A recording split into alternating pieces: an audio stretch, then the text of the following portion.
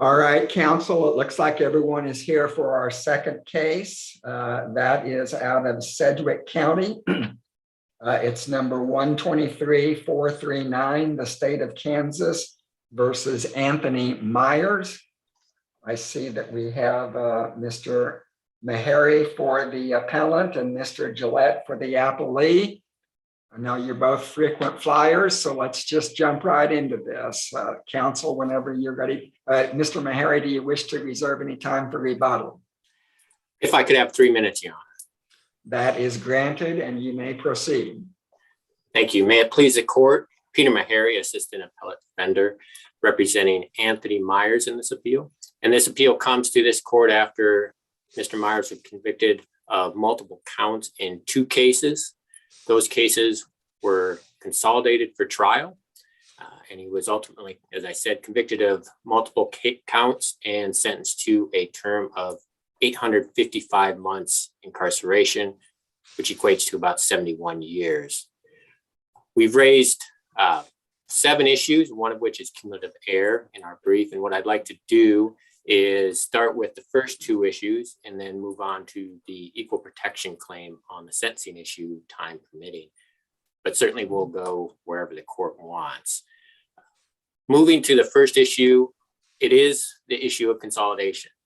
Before trial, the state moved to consolidate the 2 cases, arguing that they were of similar character and should be consolidated for trial. The district court agreed and allowed both cases to be tried together. We believe that first, they should not have been consolidated because the similarities aren't such that warranted consolidation.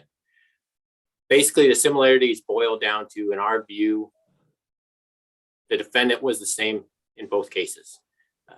They both involved shootings, but those shootings involved different victims. It involved different areas of the city of Wichita, and they were over a year apart.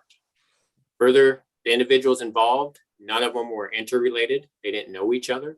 They were just 2 separate shootings.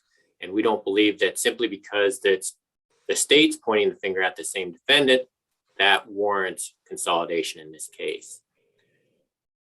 In addition, and we have argued in our brief, it's kind of a 2-step argument. One is they shouldn't have been consolidated under the statute. But even if the court could have consolidated them, we don't believe the court should have. And that's because of the prejudice to my client that results from consolidation of these 2 criminal cases. And the point I would make on that is simply this. The sum is greater than the parts. And here, what the state got to do is have 2 cases with 2 eyewitnesses pointing the finger at my client. And we believe there are problems with each of those eyewitnesses, but when you pair them together in one trial, we believe they get immeasurably stronger. The problems with those individual eyewitnesses' identification melts away because the jury would be sitting back in the jury room saying, what are the odds that the 2 unrelated witnesses would both point the finger at my client? So we think that the sheer prejudice warranted separate trials, and the district court abused its discretion in trying them together. Counsel, anytime you're going to consolidate 2 cases, in theory, there is going to be additional evidence against the defendant that could be seen as prejudicial. And we have to think about not just this case, but also how this case would be interpreted later on. What is the dividing line in terms of when a district court abuses its broad discretion in deciding when to consolidate these cases and when a court does not? I don't know that I can give a bright line rule that this court can implement, but what I will say for this case, the key issue was identification. My client testified that he had nothing to do with either of these shootings. The state obviously argued otherwise, and that really is what this case boiled down to, whether or not he was the guy. I know some cases in front of this court, it's not necessarily about who did it, but what did they do, what level of murder or whatnot. But here, the question was, who did this? And when you have identification being the center of the case, I think it's overly prejudicial to consolidate them here. And in the process, strengthening those eyewitness identification. My client should be able to have a trial on each of these cases, and the state's evidence in each of these cases should stand on their own. And the state should have to meet the burden of beyond a reasonable doubt in each case without the aid of the other case. So that's a long-winded way to say, I don't know what a bright line rule is. But in this case, I think we've crossed whatever the line is because of the I assume identification. I assume your argument is that the jury instruction that you're supposed to consider only the evidence on each count or each case doesn't work. I don't believe it does, Your Honor, because then I go back to, when you have two people pointing to, again, unrelated people, they didn't. Well, I understand the facts here and precisely what you're saying.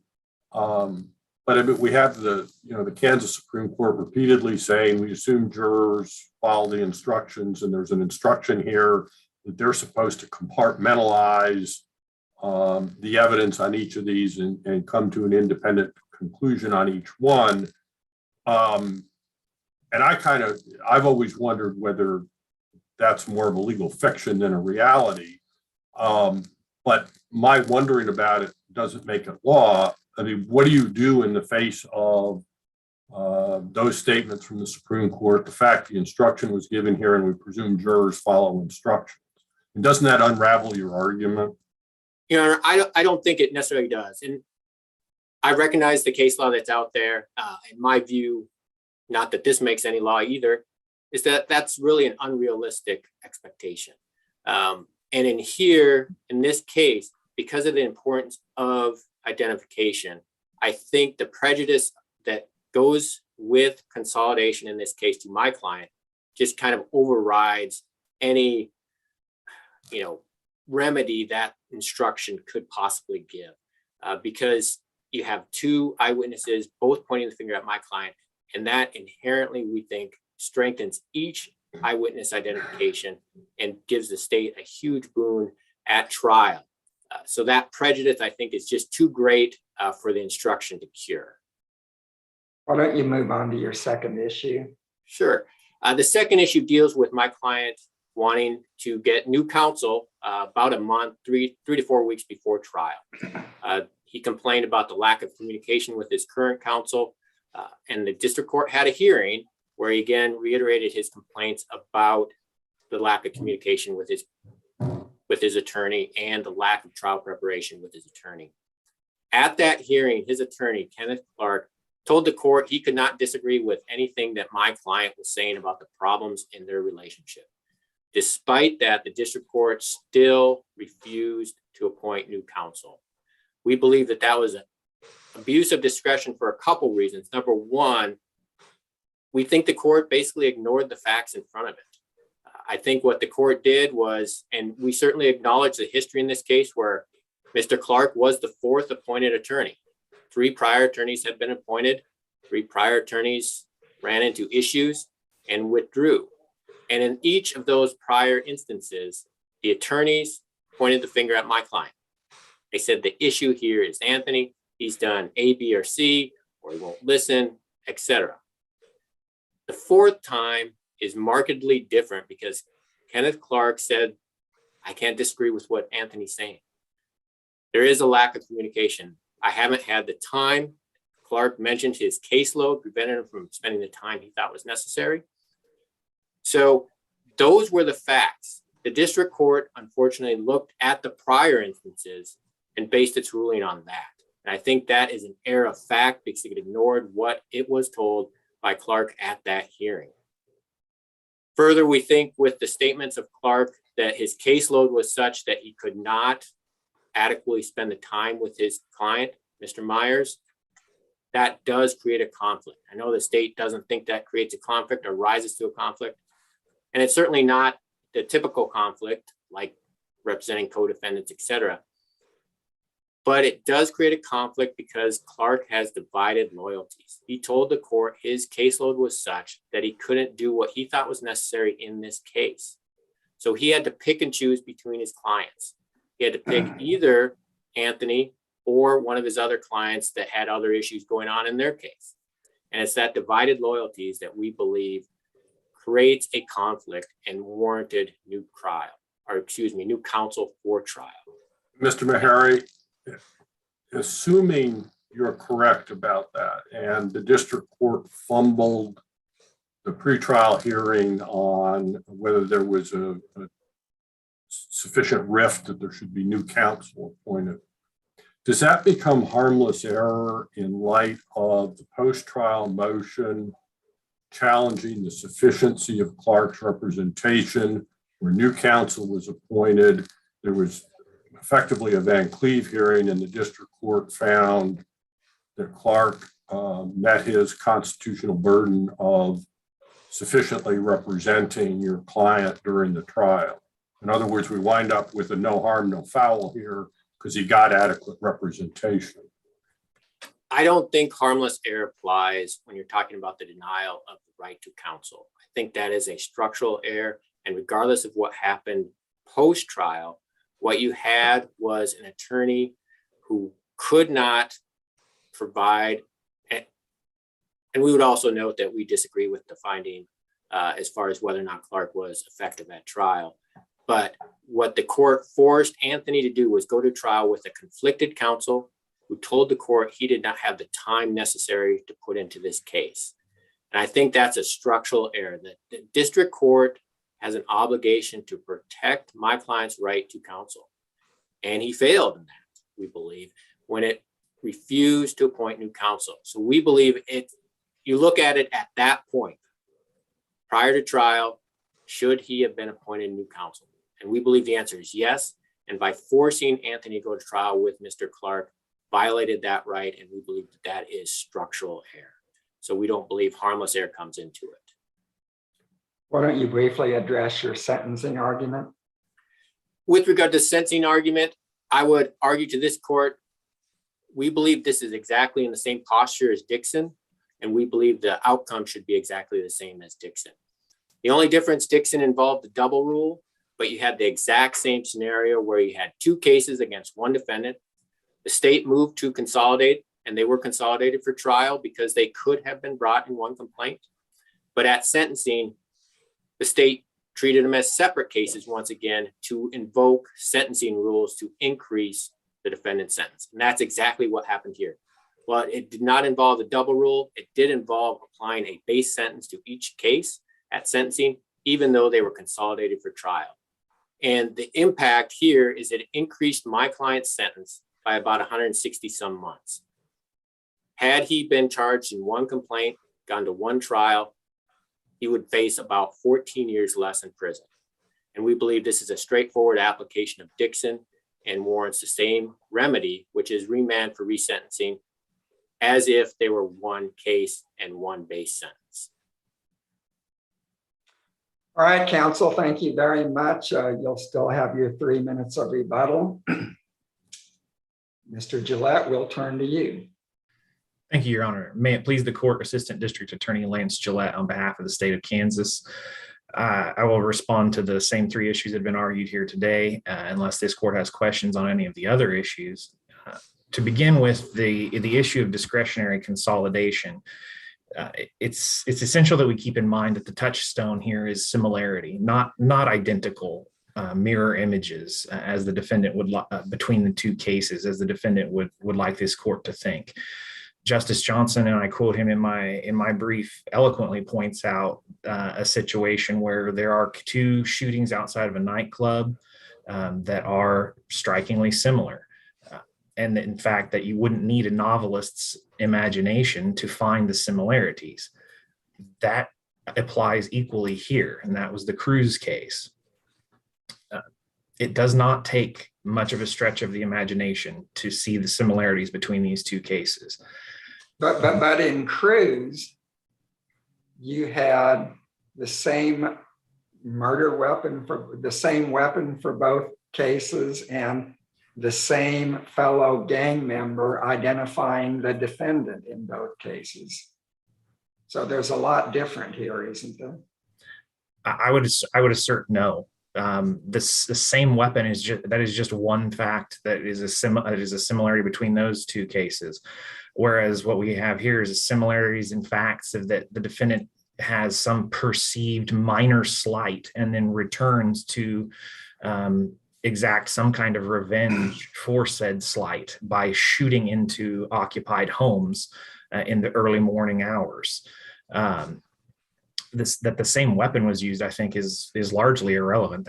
That is just an individual fact from the two cases. It doesn't have that much to do with similarity, other than I suppose it could indicate it could tend towards the same shooter, but not necessarily.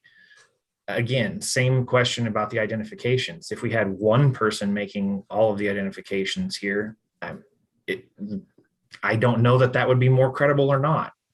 I think that identifications, as we assert in our brief, and the identifications in this case particularly, they rise and fall on their own merit. So I think that the facts here are strikingly similar. Well, assuming that to be correct, that would statutorily permit the cases to be consolidated. That doesn't mean they should be consolidated. It simply is, the statute is a may. Correct. What's the basis for consolidating these? I mean, I fail to see that there's any particular efficiency or savings to the court in consolidating them for trial. I mean, what's the justification that would support the district court's decision here? I think that the district court set out its justification when it ruled on this case and referenced specifically the Cruz case, record volume 29, as this court's well aware. And when the court's making its ruling, these charges are similar. Well, I understand, but I'm, for the purpose of my question, I'm conceding that it meets the statutory definition of the same general character, and that then becomes a permissive opening to the court to join them. The court doesn't have to. What I'm asking is, what is the justification beyond that for these two cases being consolidated? I mean, what is the benefit here? The benefit here is, one, to judicial economy for certain. Two, that... Well, okay, I mean, what is the benefit in judicial economy? I mean, they're not overlapping witnesses. Respectfully, Your Honor, the amount of effort that it would take to summon multiple jury panels, conduct multiple voir dires for cases that are this similar, I think is apparent. Okay. Anything else besides having to call in and select two juries? We also had the fact that these cases did involve at least one witness in common. The evidence was generally of the same type, although it was presented by different individuals who happened to be the officers or investigators that were called to the individual crimes. And these offenses also, as the court noted, can carry the same or similar types of punishment. Yeah, but that's not an efficiency. There's no efficiency in that, is there? I mean, the fact that they have the same punishment, what's efficient about that? What's efficient about having the same or similar punishment and consolidating the cases is we have one sentencing hearing to conduct, one journal entry to prepare. We can move forward in a uniform fashion without doing duplicative work when there's absolutely no prejudice. So I'm going to stop you on that when you say that there's absolutely no prejudice, because you just said that you would have lots of people talking about, or multiple witnesses talking about similar conduct. Doesn't that go to the danger, at least, of having the jury convict him on both counts because of the kind of combined prejudice of those witnesses? I would say no, and I would echo the district court's explanation as to its ruling, that I have more faith in the judicial process than to assume that juries do not follow their instructions. Our Supreme Court tells us regularly that that is the presumption that we're to follow, and it's reasonable because that's what they should follow. Lay juries should follow the instructions given to them by the district court. They're told they have to follow them. The fact that that there is same or similar evidence, there was an appropriate instruction given here that told these jurors they need to treat these cases as individual cases, treat them as individual. The crimes, each charge rose and fell on its own evidence. So I would not presume prejudice from the fact that we have similar conduct. I mean, to do so would arguably negate the consolidation of cases, and that can't be what we're doing here today. I don't agree that juries would just sit back, as opposing counsel mentioned today, and just assume that because we have two different eyewitnesses or two similar sets of evidence, that they're just going to sit back, throw their hands in the air and say, you know what, forget it. This guy, we just don't like him. I don't think that that's how juries function. I think that the Cruz case is the absolute highlight case that emphasizes that point, because while those shootings were as strikingly similar as the two in this case, Cruz was acquitted on some of the charges in his case, and the district court was well aware of that here as well.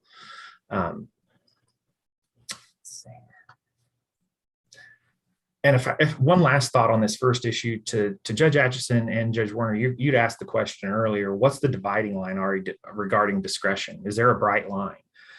The rule is that it is reviewed for an abuse of discretion. So the question is whether or not reasonable people could agree that these cases could be consolidated under the statute. The state thinks that is as bright a line as we can get on this issue, and that here we are well on the safe side of that line.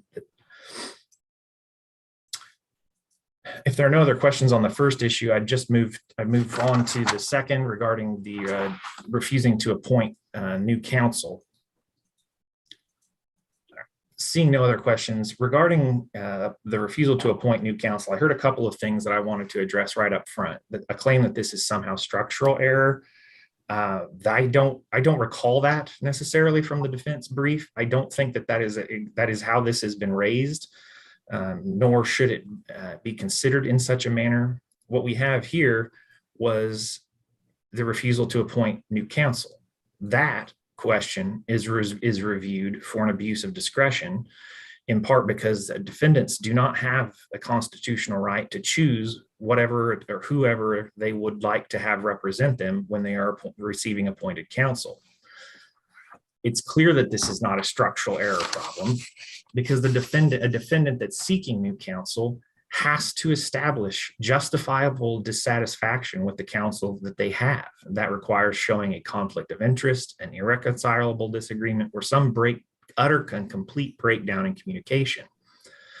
I would also just remind, despite the defendant's position here, the focus is not on their relationship with their attorney. The focus that this court has to keep in mind is on counsel's adequacy in the adversarial process. I think it's pretty obvious you don't have to like your attorney for them to do a good job. They may give you terrible advice. They may not be that likable. I hear that about a lot of attorneys all the time. That doesn't mean they are not capable of providing competent and effective representation. So the question here is whether or not the district court had a reasonable basis to conclude that counsel could provide effective and fair representation to the defendant. And as long as there was, then they cannot have been an abuse of discretion. And that's the Staten case that I cite in our brief. Here, underplaying the defendant's behavior is to do a disservice to the record of this case, respectfully. Defendant, as the court noted at the end of all of this, that he went through 3 very competent, qualified attorneys. In each instance, the conflict, the problems, they were all raised by the defendant. In the first instance, he alleged that his attorney had called him a racial slur, and he filed an ethics complaint against that attorney. That's obviously a problem. The attorney refuted the slur and had to defend the ethics complaint, and he was ultimately removed from the case. The second attorney, the defendant complained about him using profanity, except that he disclaimed using profanity, and in fact was relieved from his representation of the defendant because the defendant assaulted him in the jail and called that attorney the N-word nearly 30 times, I think, in his estimation. I think we know all that, but the fourth attorney, though, was different. The fourth attorney was... He didn't put any blame on Mr. Myers. I think that this is where this court has to review the record carefully as the state sets forth in our brief. On this fourth attorney, Mr. Clark did not say that he could not communicate with the defendant. He did not say that he did not have enough time to adequately prepare for trial. He did not say that his representation of the defendant was actually going to be hindered by his duties to other clients. Well, Mr. Gillette, in fairness, the district court never asked that. And that's sort of the problem I have with the way the inquiry unfolded. The district court lectured Mr. Myers that oftentimes, even if a lawyer isn't talking to you, he's working on the case and things are getting done. The judge never asked Clark, are you going to be ready to try this case in 10 days? Are you prepared? Will you be prepared? What he asked was there communication? And Clark kind of fumbled around and said, well, we haven't communicated as much as we should have, perhaps. And maybe we should communicate more. And when we do, it's not very effective. And maybe you ought to have another lawyer. But the real question at that point was whether Clark was able to try the case in 10 days. And that was never discussed. It seems to me the district court didn't ask the right questions to establish that there was a justified dissatisfaction here. If Clark said, no, there's no way with my workload I can possibly be ready to try this case, which was the real issue. That's another matter. We don't have that here, do we? What we have here, and I would say, is the defendant making a claim that we start trial in less, and this is a quote from him, we start trial in less than 2 weeks. So in order for me to prepare for trial, I'll need to be communicating with my counsel, which is not happening. That's what Clark agreed with. That's what defendant had done with every prior attorney he had. Well, I understand that, but he's not communicating with me as a layperson's way, I think, of saying, I don't think he's ready. And the judge said, okay, sometimes when a lawyer isn't communicating with you, he's working on other stuff and he can be ready. But then the judge never went on to inquire about Clark's ability to be ready to try the case. And I understand there's a fine line there, is that you can't get into the attorney-client communication and trial strategy, but there never was even a generic question to Clark, look, are you going to be ready to try this case in 10 days? I think which was really the nub of the issue, it seems to me, at that point. There are a couple of things that I think I would say to that. The district court did not ask that direct question. I agree, but I think it got there through another route, and because it did ask some follow-up questions. It confirmed with Clark that they had met and they had communicated effectively regarding what the defendant wanted done on the case. That's reflected by the fact that Clark had an investigator. He was pursuing initially an alibi defense that fell apart for reasons we do not know. The court also did explain a few of those points to the defendant that Your Honor asked about, but the defendant's allegations remained vague. He contradicted himself by saying we haven't talked to each other at all. Clark was clear they had spoken. The court confirmed that Clark had discovery, and it accurately summarized the defendant's complaint as that Clark wasn't just doing everything that the defendant wanted him to do. That was the real issue here. Clark was prepared to proceed to trial. I I think that there are a couple of other things that, I mean, the defendant's complaint ultimately boiled down to Clark lacking confidence in himself. Clark was prepared. He tried this case. If Clark was not going to be prepared to try the case, he could have said so. He could have asked for a continuance. Those things did not happen. And I think that the record here does bear out that Clark did provide very competent representation. To that same end, I think, Judge Atchison, you asked an interesting question earlier that I hadn't actually given that much thought to, but whether or not the claims of ineffective assistance of counsel could also bear on this issue. And in fairness, I think that they may, because the only claims of ineffective assistance of counsel that the defendant made, they are utterly meritless, as are set forth in this record. On every single point that the defendant complained of, there is clear evidence in the record of how Clark provided competent, prepared, and capable representation. So if there's some blending here, then it certainly does not weigh against the state or against Mr. Clark's representation of the defendant in this case. We probably need to move on to the sentencing issue. Sure. And let me just lead off with a question on this. Yeah.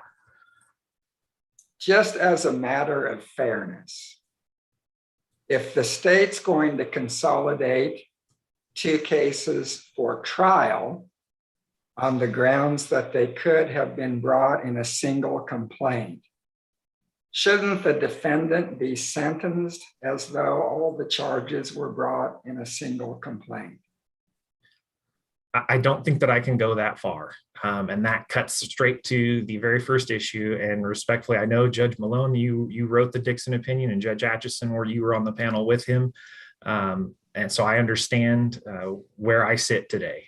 But with that said, I think that there are factual considerations that can underlie the decision to consolidate cases that may or may not have anything at all to do with the statutory requirements for consolidation, and that those are things that need to be taken into consideration. The defendant's bar to assert this type of an equal protection claim is extremely high.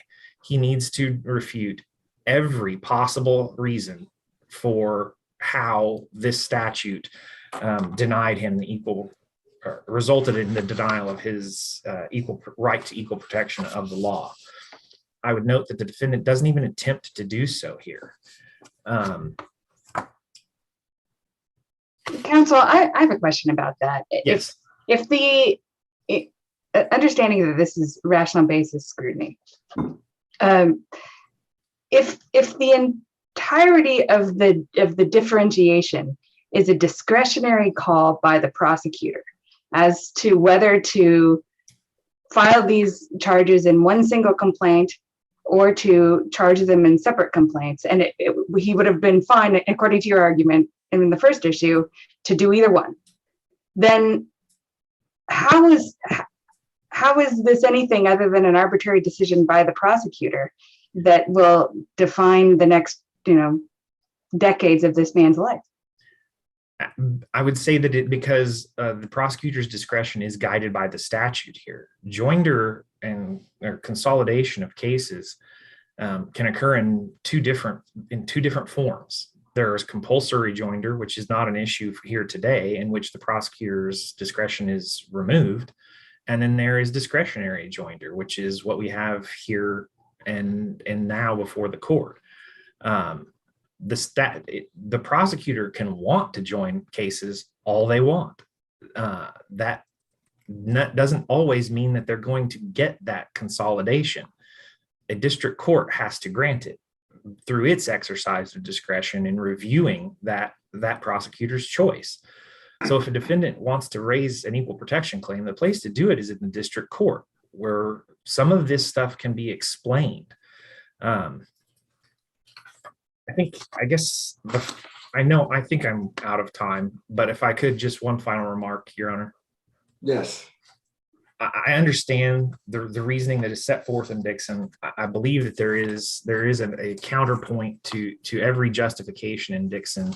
And respectfully, I think one of the most important that can't be overlooked is is the basis of the Kansas Sentencing Guidelines Act, specifically KSA 216601. We're here trying to give individual defendants the appropriate treatment and treat them for sentencing purposes as warranted by their individual character, nature, and behavior. That is what this type of exercise of consolidation allows us to do. Indeed, there are other instances. I'm aware of at least one other case that's pending, so I can't cite it, but that consolidation can be a tool for plea negotiations. Sometimes the parties may have a desire to enter into a plea on charges that may or may not necessarily be able to be consolidated, but there is some benefit that could be had for one reason or the other. And that's just one more reason that having this statute in place and allowing the double rule to function as intended by the legislature, respectfully, I think it is worthwhile. All right, counsel, thank you very much. Thank you all. Mr. Mahery. I'm going to give you 5 minutes for rebuttal just to make sure that we get the equal time here. Thank you, Your Honor. Hopefully I won't take it. I'll start where my opposing counsel left off as far as the sentencing issue. And kind of 2 points I want to make about that. Number one, the sentencing guidelines, one of their goals is uniform sentencing. And we don't get that when the state consolidates cases for trial at their discretion and then separates them out again for sentencing and invokes these sentencing rules. In this case, it was 6819 regarding the base sentence for each case. So that undercuts the goals of the sentencing guidelines. And as far as this, maybe I misunderstood the argument or not, but as far as this kind of undercutting consolidation and the benefits of consolidation, they can still consolidate for trial.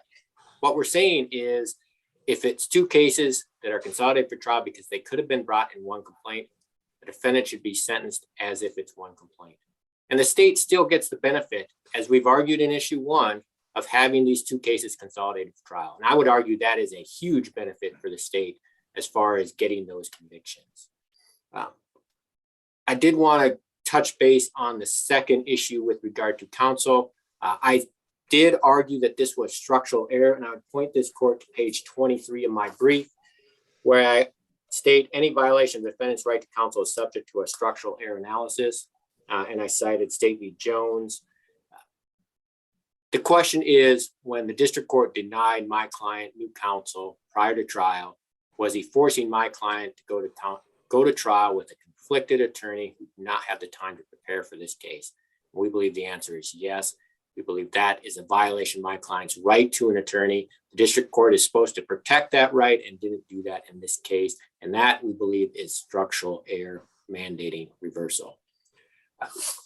The final point, I know there was a lot of discussion about similarities in this case, and the state mentioned that there's a similar motive. The facts are that in the 2017 shooting, the state argued the motive was kind of payback. My client was driving through the neighborhood according to the state's theory and was told to slow down. And in response, he later shot up the house.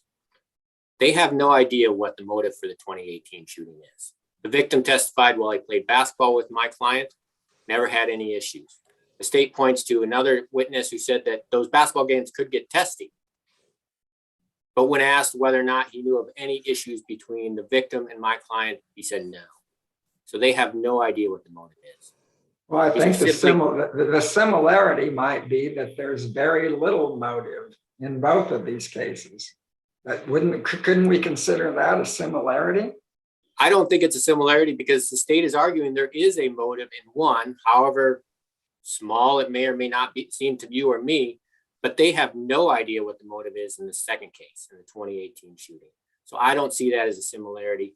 We believe that these are simply 2 separate shootings that occurred at different places, different times, and involved different people, and therefore should not have been consolidated for trial. Unless there are questions, I would ask this court to reverse for the reasons we stated in our brief. All right, counsel, thank you very much for your briefs and your excellent arguments in this case. We know this is a difficult case. We'll get a decision out to you just as soon as we can. And with that, the court will be in recess. Thank you.